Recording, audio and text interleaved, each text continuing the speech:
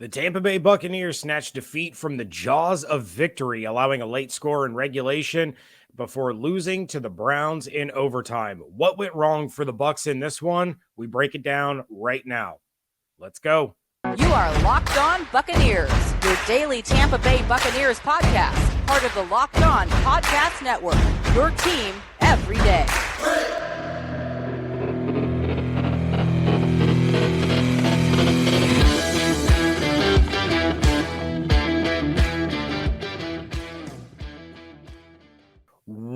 What's up, and welcome to the Locked On Bucs podcast, part of the Locked On Podcast Network, your team every day. We are your daily podcast covering the Tampa Bay Buccaneers, free and available on all platforms, including YouTube, and we thank you for making us your first listen or view of the day. I am James Yarcho, coming to you live from Cleveland.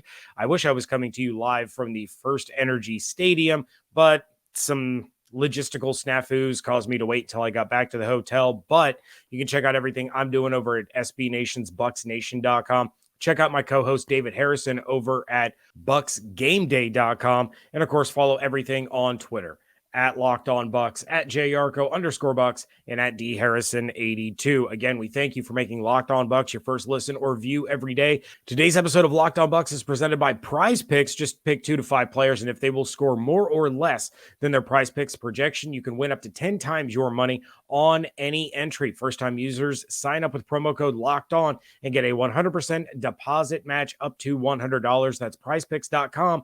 Promo code Locked On. So the Tampa Bay Buccaneers fall to 5-6, losing to the Browns 23-17 in overtime after being up 17-10 with less than 2 minutes to go. So what in the world happened?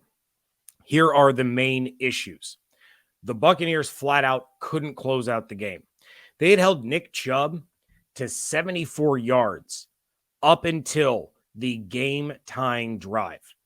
Chubb had 35 of the Browns' 54 yards on that final drive, including 34 yards on back-to-back plays. So with 2 minutes and 10 seconds left, the Browns ran the ball and absolutely gashed the Buccaneers. But let's go beyond that. Let's go beyond Nick Chubb running with absolutely no resistance. Let's go beyond an incredible, and credit where credit is due, an absolutely unbelievable one-handed grab by David Njoku in the end zone. Devin White was covering him. This is not one of the times that I'm going to blame Devin White for his lack of coverage ability. That was just an absolutely outstanding catch. Let's move on to the 32 seconds left that the Buccaneers had after that score when it was 17-17. How many times in his 23-year career have we seen Tom Brady move the ball down the field, get into field goal range in 30 seconds or less, and allow his kicker an opportunity for a game-winning score? Did that happen in this game? No. Was that Tom Brady's fault? Absolutely not. Inexcusable clock management by Todd Bowles. Bowles let 17 seconds run off the clock in between the Bucs' first 2 plays of that drive. The first play, as you remember, Brady looked downfield, no one was open, dumped it off to Rachaad White, 1-yard gain. Tick, tick, tick, tick. Then on the next play, Brady finds Julio Jones for 26 yards and gets past midfield into Browns territory. At that point, there's only 8 seconds left in the game. That's when Todd Bowles decides to call the timeout. He let 2 plays run off the clock when all he needed was a field goal. You needed 10 yards. 10 yards to give Ryan Succop a chance. That was it. That was all.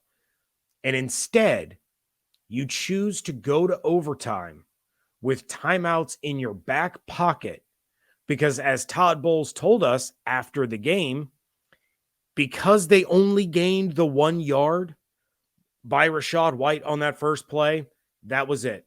That was overtime. There was nothing else they could do.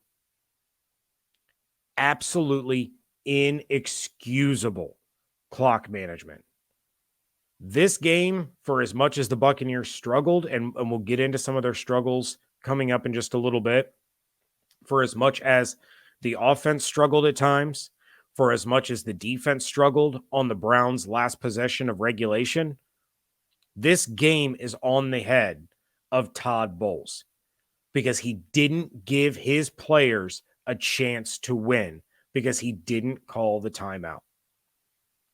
Is that a situation where somebody on the field should have called timeout? Yeah, probably. But it's also on the head coach. And to admit that because of a 1-yard gain on your first play, that it was already going to go to overtime when you have the greatest quarterback of all time under center, who got you past midfield the very next play, those 2 remaining plays were crucial.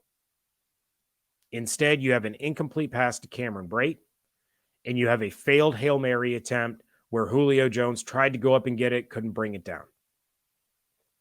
You mean to tell me that with the kind of game Chris Godwin had, Tom Brady couldn't have found 10 more yards, 15 more yards in 2 plays to Chris Godwin? That is the difference between the Buccaneers going home 6-5, getting ready for a divisional matchup, and them going home with a losing record more than halfway through the season now, and all of that momentum, all of that goodwill that was built up over the course of the last 2 games heading into the bye week, gone. Completely gone. The locker room was morose. Players were dejected. It was a frustrating way to end that game. They had their opportunities in overtime, but it never should have gotten to that point. Give your players a chance to do what you've seen them do 100 times. We're going to talk more about that coming up in just a moment. This episode is brought to you by Audible. Audible is releasing a slate of new football podcasts that we are sure you are going to love. Find Block Forever now wherever you get your podcasts. Block Forever is a brand new podcast from former NFL All-Pro Ryan Khalil and Audible.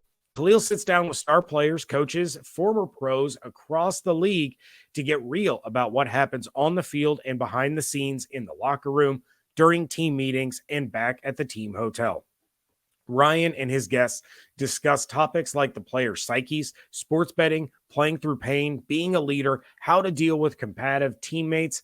There is nothing out of bounds. Catch the full Block Forever series, available anywhere you get your podcasts, available everywhere now. Audible, get in the game. Thank you again for making Locked On Bucs your first listen or view of the day. For your second listen, check out the biggest headlines in all of sports with Locked On Sports Today, where you will hear me talk more about this game. Biggest headlines, all sports, from the games that matter the most to the biggest stories. Go beyond the scoreboard and behind the scenes with local experts and insights only Locked On can provide. Locked On Sports Today, available on this app, YouTube, and wherever you get your podcasts. Mike Evans had a real tough day in Cleveland. I had predicted that he was going to have his biggest game of the year, and that potentially could have happened if he and Brady could have linked up. But before we get to Mike Evans, let's talk about some guys that really showed out. First and foremost, Chris Godwin. What an incredible game he had.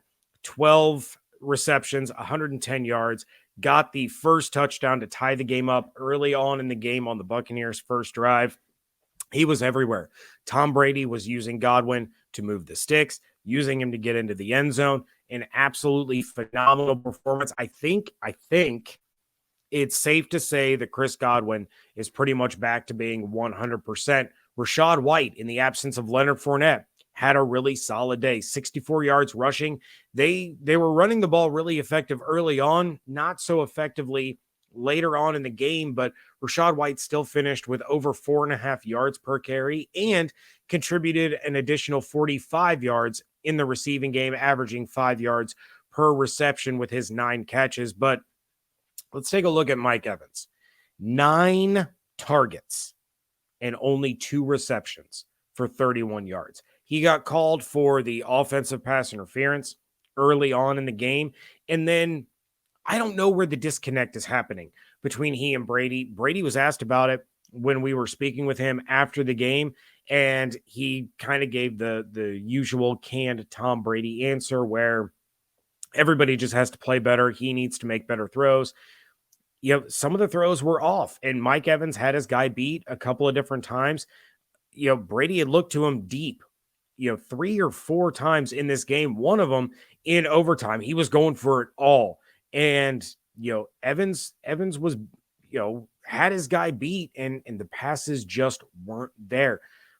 We've seen Mike Evans now not be a huge factor over the course of the last couple of games. He's had some nice catches. He's gotten a couple of first downs. He hasn't been in the end zone since week 4.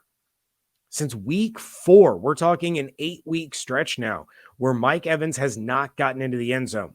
The good news for Mike, and this is, I'm sure he would trade the personal accolade for a team win, but with his first reception of the game, he got the exact amount of yards he needed to surpass 10,000 receiving yards for his career, the first Buccaneer wide receiver to ever eclipse that mark. So kudos to him.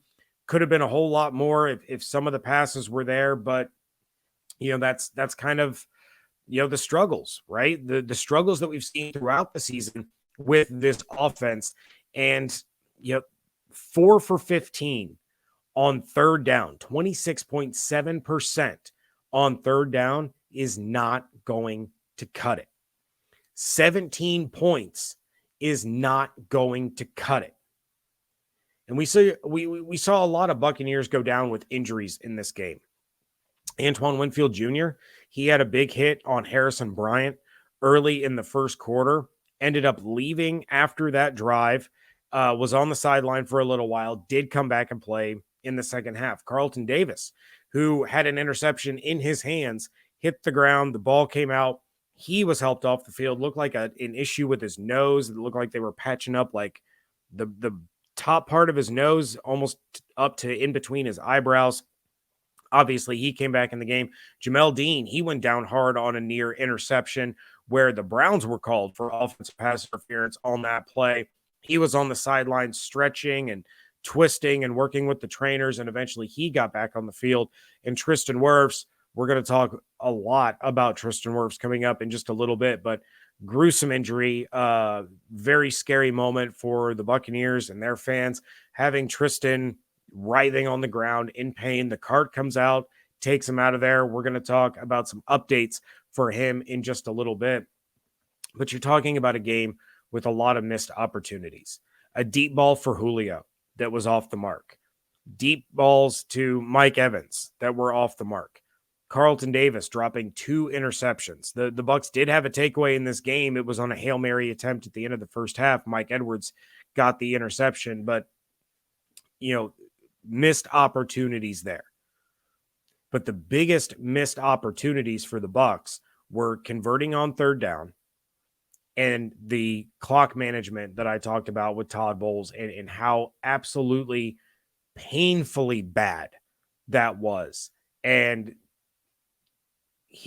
I'm sure Todd is going to have to answer more about that, not just to the media, but to Jason Light, to Bruce Arians, that how are you going to concede a game when you have Tom Brady, you have 3 timeouts just because you only gained 1 yard? It doesn't make any sense. So as well as the Browns played at the end of that game, Myles Garrett and Jadeveon Clowney coming up with a big sack on Tom Brady on a key third down. Jacoby Brissett finding David Njoku in the end zone, Nick Chubb gashing the Bucs defense to get them in position to be able to score that. And then, of course, the pass to Amari Cooper in overtime where Carlton Davis slipped. Amari Cooper's wide open, takes it all the way inside the 5, which led to the Nick Chubb touchdown. The Bucs beat themselves. They beat themselves over and over and over. And you could probably go back and point to at least 4 of the 6 losses and say the Buccaneers beat themselves in this one. They have too much talent and they know how to win for them to be struggling in the ways that we're seeing them struggle. It's frustrating. It really, really is. But there might be some good news regarding Tristan Wirfs that I'm going to share with you coming up in just a little bit. This episode, of course, is brought to you by Prize Picks. Pick 2 to 5 players, and if they will score more or less than their Prize Picks projection, you can win up to 10 times your money on any entry. You're not competing against other people. It's just you against the projections available. And Prize Picks offers projections on any sport that you can watch. The NFL, NBA, MLB, NHL, PGA. You got the World Cup going on. You got college football going on.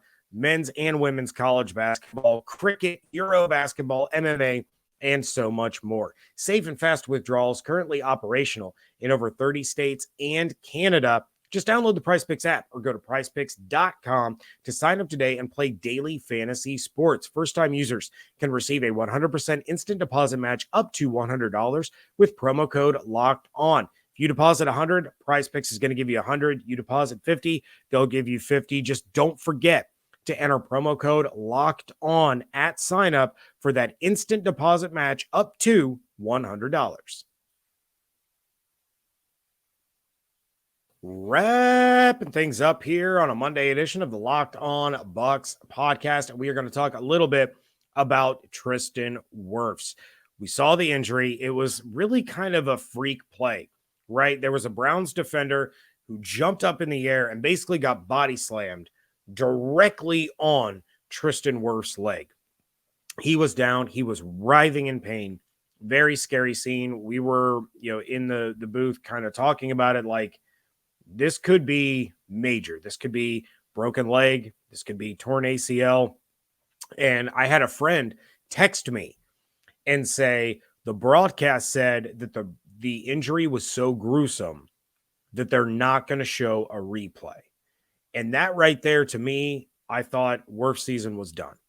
If it's so bad, the amount of injuries that we've seen shown on super duper ultra slow-mo over and over and over again, for them to say that it was so bad that they weren't going to show a replay, I thought he was done. I thought he was absolutely done. But after the game, in the locker room, he was wearing a boot and was able to shower and get dressed under his own power. The x-rays, according to Tom Pelissero of NFL Network, were negative.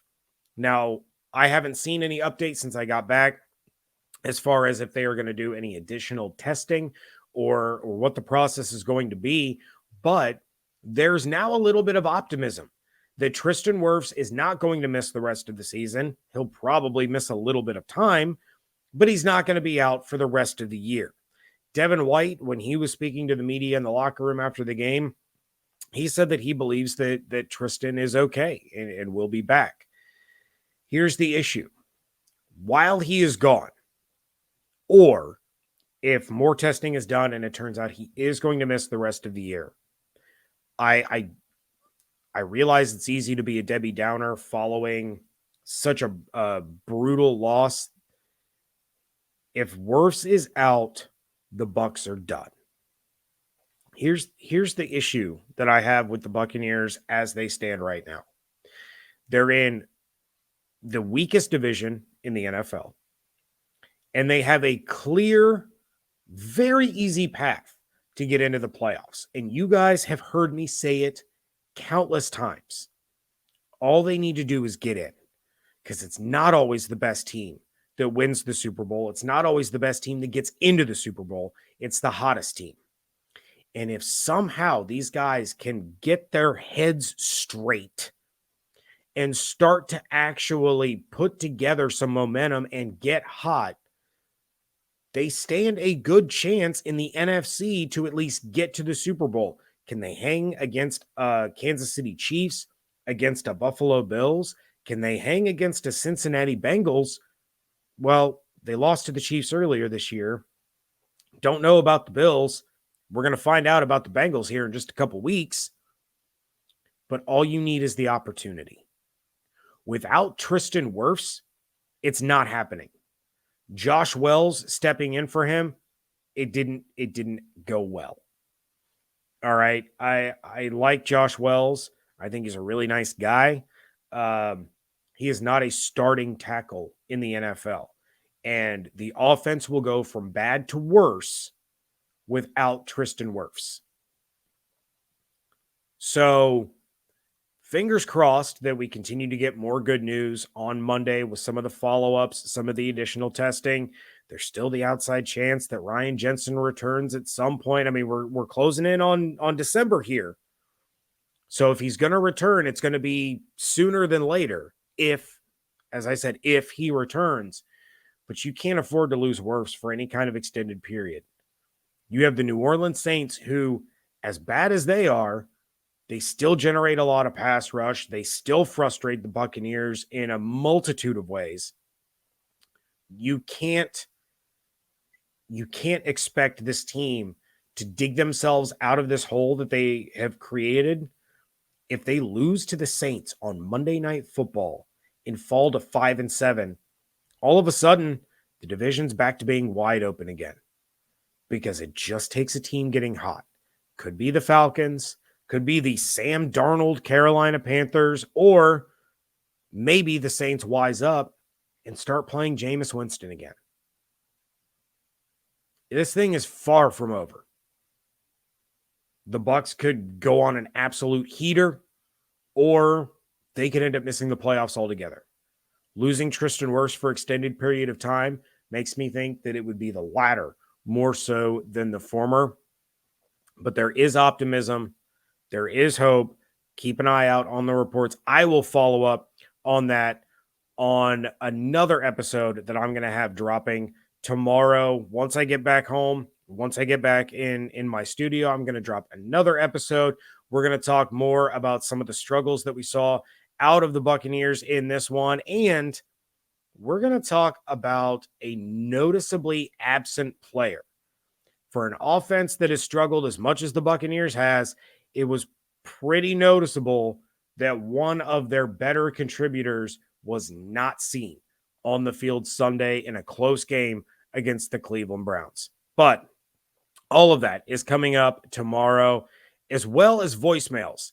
I'm sorry, I don't have the capacity to hear the voicemails, react to the voicemails. I'm going to have all of your voicemails coming up on tomorrow's episode when I return home. So if you want to contribute, you want to vent some frustrations, you want to ask any questions, anything at all, go ahead and give us a shout at 813-444-5841.